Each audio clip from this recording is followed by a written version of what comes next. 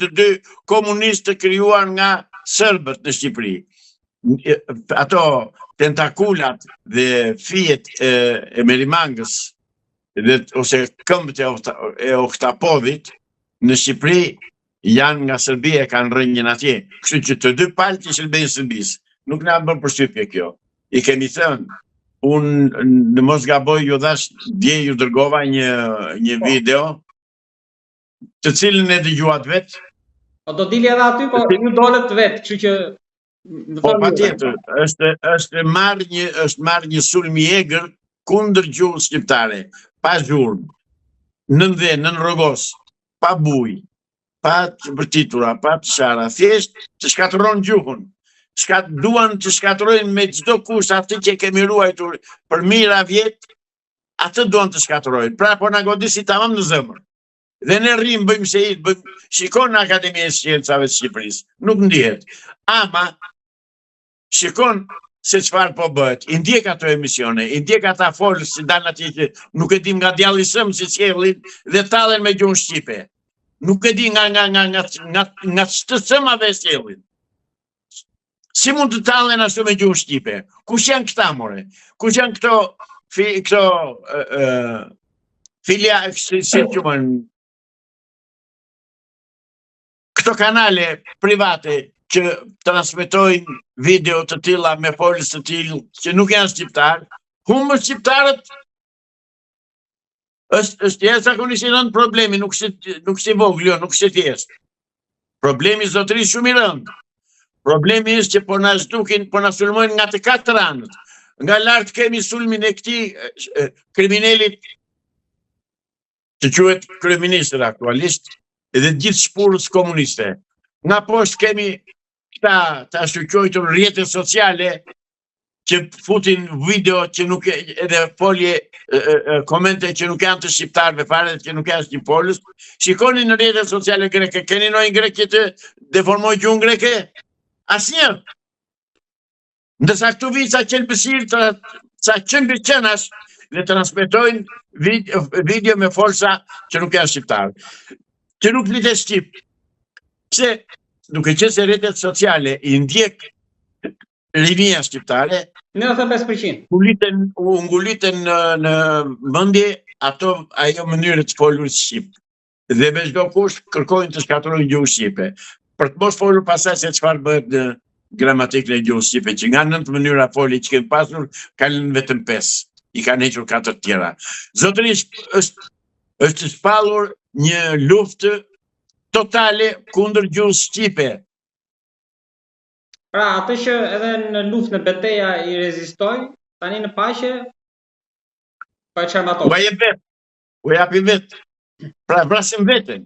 Avokat, a mund bën një krahasim me vitet 90 të elitës intelektuale atëherë dhe elitës tani? Ku është elita intelektuale tani? Para asnjë lidhje. Tani ke rrugaçën të rrugëve, ke marrë ke futur parlament. Pse nuk flasin ata? Pse nuk flasin elitat? Se s'pas kanë qenë elitë. Ka që thjesht. I kemi quajtur elitë, po nuk janë elitë. Zotëri elitë kombëtare janë vetëm ata që flasin në interes të kombit shqiptar, të shtetit shqiptar, të popullit shqiptar. Ata janë elitë kombëtare. Tani populli shqiptar i ka thyrë të ballë dhe të cilësojë dhe të shikojë kush janë elitë dhe kush janë halet. Më fal për shprehjen. Avokat, ku ka qenë herë fundit që keni dëgjuar që janë mbledhur intelektual nga të gjitha trevat shqiptare për diskutuar edhe problemin e gjuhës tani, por edhe të tjera? S'di ndonjë mbledhje. Nuk di. S'ka. Nuk mblidhen. Atë do ta bëj Akademinë e Shkencave. Në Akademinë e Shkencave janë futur të spion të tërë agjentët e Serbisë, të Greqisë, edhe vazhdojnë. Edhe shqiptarët flën. Ore u bëhet thirrje për të shqiptarëve të çohuni, po shqiptarët janë të vdekur të pakallur. U çohet një ditë një video. U bëj thirrje të çohen dhe të mbrojnë interesi kombëtar. More të bëjnë një protestë mbrojtje të gjuhës. A ka shqiptarë që duhet të ngrihen të protestojnë sepse po deformohet gjuha? Dhe ato konkubina, ata të amas, marrin paguën sa frumupulën, ai avokati i popullit. Çfarë bëjnë ata? Pse nuk e mbrojnë gjuhën? Pse nuk e shikojnë që po sulmohet gjuha? Pse i lën këto rrjete sociale dhe japin komente të tilla nga njerëz që s'janë shqiptarë dhe që tallen me shqiptarë me gjuhë shqipe? Këtë thirrje u bëjun atyre. Ku janë? Çoni zonja. Dilini zot gjuse, pra të ju paguaj, sa për mu pullët. Apo ju paguajmë që ka partiseni atë të shikoni, të mësoni se cilat janë parfumet më të mira edhe të kujtë më të bukur. Më çuat një video interesante një ditë avokate për Edi Luarasin. Shikoj. Po, për publikun, për firmën që për ta thënë gjuhën popullore e mori në qafë. Diktaturë. Kush e mori? Po ajo është video që të dërgova për Edi Luarasin. Artiste e madhe, aktore e madhe, aktore që shkëlqeu sa kohë që doli në ekran. Mirë, po kishte një nexhmie në Shqipëri, kishte një nepërt me 20 koka. Që nuk e duronte dot shkëlqimin e një femre tjetër në Shqipëri dhe veçanërisht të artit. Ata zotëri burrë grua të dy, qoftë zonja Luarasi, qoftë i shoqi, i dhanë të kuptojnë popullit shqiptar që ka dhe më mirë, ka dhe kulturë, ka dhe jetë. Jo, ne duhet të rinim si s'po na mbajnë akoma dhe sot e kësaj dite pasardhësit e nexhmies, duke na mbajtur në errësirë, duke na ushqyer me llumin dhe me pislëqet e komunizmit. Këtu jemi. Prandaj unë e vlerësova shumë atë video që kishin hedhur për Edi Luarasin. Dhe jam, do me thënë, ajo video më ka mrekulluar, sepse tha një të vërtet, goditi një krim që është bërë, po mësova dhe një tjetër, që është bërë me këngëtarë dhe me artistë shqiptarë. Gaço Çakua ka vdekur i varfër, duke pasur miliona, se ja vodhen personat që kishte të bënte me te, keni në YouTube me në shikojni, kush i vodhi parate e Gaço Çakos. Ore këtu komunistët janë të ndyrë, janë llumi të shoqërisë, janë fekalet e gjithë botës komunistët. Avokat, le ta mbyllë me dy pyetje të aktualitetit. Së pari, nuk e di sa vite u bën, çdo vit që përkujtohet edhe ende nuk ka drejtësi për viktimat e Gërdecit. Dje ishte 15 marsi për vjetorin e rrallës. Një gjyqë shtyhet pa fund që është i hapur nga spaku që urrëtimet, vazhdon gjykimi themel, me seanca çdo muaj shtyhet një herë mungon një avokat, një herë spal, një herë palës tjetër. Familjarët vazhdojnë kërkojnë drejtësi për atë çështje. Ndoshta është një gur provë edhe për spakun. Bashkë me janarin edhe çështje tjera, po me që jemi te kjo.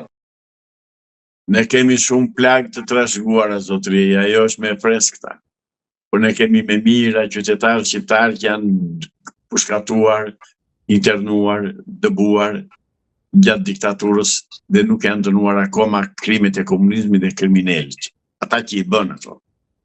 Dhe të vim të Gërdeci. Gërdeci zotëri e blokojnë këta të dy që janë pushtet të dy Salihu me Edi Ramën. Këta e blokojnë. Po Rama çfarë ka aty që ta blokojnë? Të lutem. Dhe drejtësia nuk është drejtësi në Shqipëri, këta janë manovra që bëjnë këta me çdo kusht të ruajnë njerëzit e tyre dhe duan të shpëtojnë spionët e tyre. Një ndër të cilët është Fatmir Mediu, ose të shpëtoj kriminali vërtet, fajtori vërtet që ishte ai Deli Jorgji, ai e kishte ngritur atë punishtë zotëri, ai e komandonte. Plus pasaj ishte shef i shtabit përgjithshëm të asaj periudhe, çfarë bëri, që s'kontrolloi, si zbërtheshin ato municione aty. Aty është një krim shtetëror që kanë bërë vetë këta dhe prandaj nuk gjykohet e nuk dënohet. Ti pse shkon më tutje? Ty drejtësia nuk po të trajton problemet që janë akute, edhe nuk po absolutisht s'ka drejtësi, ka vetëm repart ushtarak në mbrojtje të pushtetit. Pik. Edhe diçka të fundit kam avokat për policinë e shtetit. Si po ecin procesi? Keni parë dorëzimin e kandidaturave, janë disa nga jashtë duket sikur po funksionon gjithçka mirë, do të kalojnë nga një komision, ministri pastaj i brendshëm do i dorëzojë disa emra kryeministrit, ai do zgjedh njërin prej tyre. Pra, gjithë procesin si e shikoni? Një farsë. Asnjë tjetër. Po duket si proces demokratik. Fars, s'ka fare demokracia aty, fars është ajo. Është përcaktuar Zotëri, në krye të policisë shtetit nuk ka nevojë të bëhet konkurs, duhet që të vendosen njerëz që janë me integritet dhe njerëz që janë profesionistë për punë dhe që janë të ndershëm dhe që nuk varen nga politika. Sa kohë që Gledis Nano në krye të policisë shtetit, policia e shtetit zbuloi shumë krime dhe shumë kriminal. E shkarkuan Gledis Nano se nuk u pëlqente, se goditi në shenjë, edhe tani vinë vërdallë këto që të vënë e njëjta gjë është. Aktualisht Sokol Bizga në krye të policisë shtetit. Zotëri Sokol Bizga ka qenë është dhe do mbetet një polic i ndershëm në funksion të Shqipërisë dhe të atë shqiptar dhe të popullit shqiptar.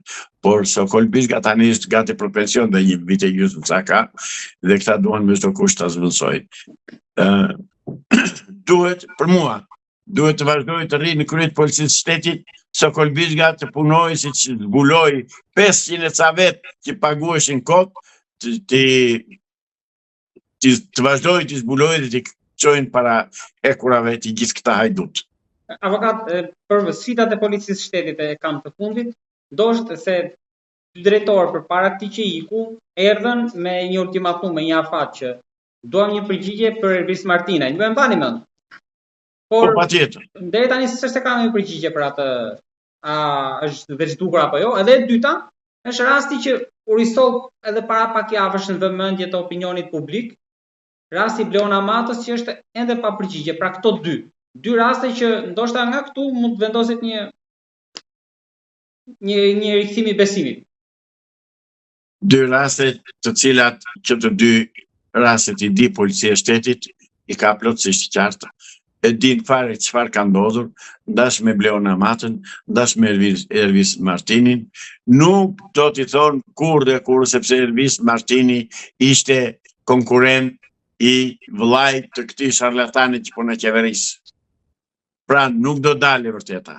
Po për rastin e Bleonës, keni diçka sepse e keni gjekur deklarimin e nënës këto kohë që është rikthyer, ju bën diçka përshtypje tek deklarimi i saj? Kush është rikthyer? E Jema? U rikthyer në vëmendje, po e rikthej Jema deri para një jave që ishte në gjitha mediat. E Jema e di. E Jema e di.